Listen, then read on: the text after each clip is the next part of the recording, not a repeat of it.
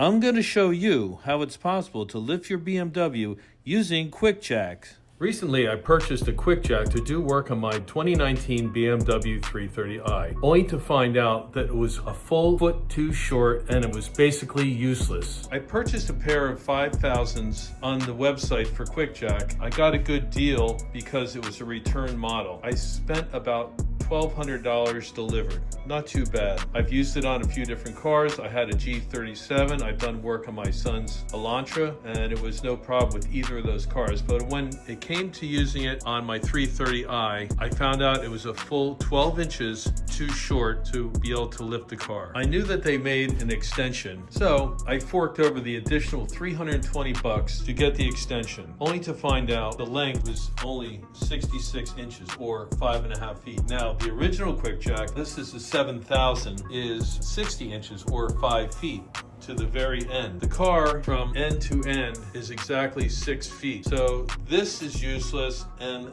this is useless. So I need to figure out a way to make it work, or I'm stuck with this thing. Now, I'm sure there's a bunch of you guys out there with the same problem. You spent the money, $1,200, $1,400, $1,600 on a QuickJack, thinking you could maybe change your downpipe, replace your turbocharger, replace your exhaust, do suspension work, lower your car, whatever, only to find out that it doesn't work and it's basically useless. So I looked online, mostly on Reddit, to find people with the same problem. And I came up with a couple solutions, and I'm gonna try both. The first solution is, since I'm doing suspension work, the first method should work. So what I'm gonna do is, I'm gonna show you right now how to get past this problem. Because the car has been lowered, the QuickJacks won't fit under the chassis.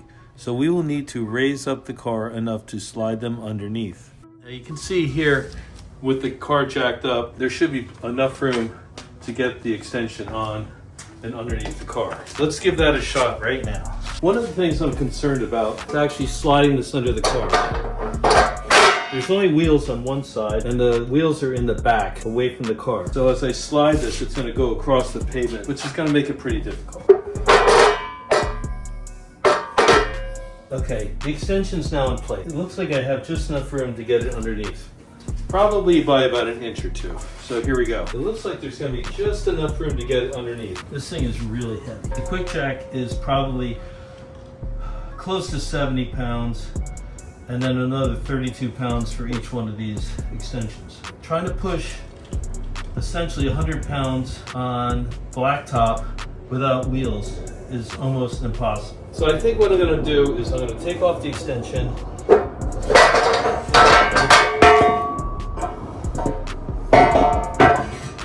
which will definitely make it easier to get the QuickJack under the car.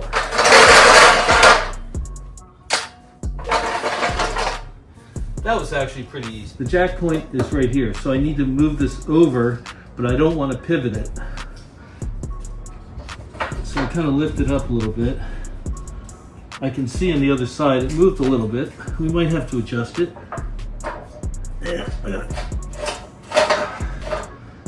Push it in.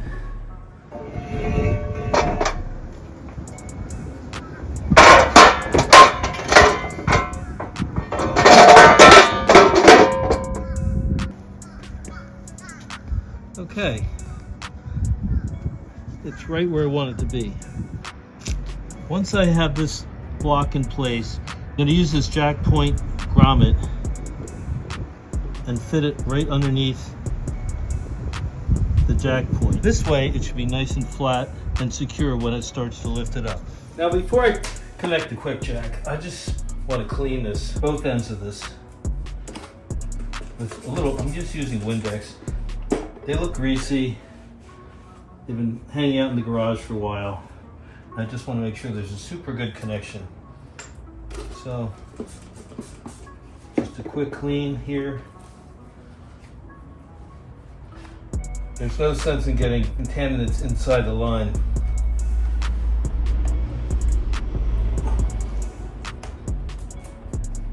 Once I have that secured, I'm just going to twist that. And I'm good on this side. All right, let's see if we can get this thing to go up now.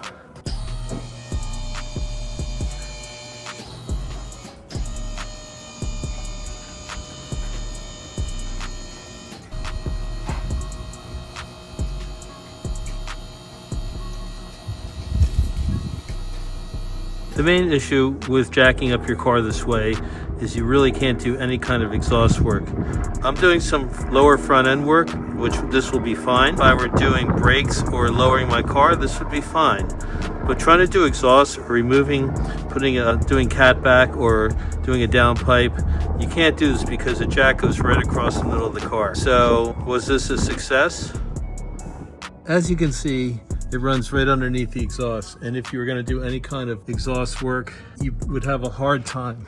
I don't think you could remove your downpipe with this, and it's right in the way. So is this a solution? Sure it is for certain things. It's a solution if you want to lower your car, change your brakes, any kind of suspension work. It's fine. But if you want to change your turbocharger or do a catback, this is not going to work.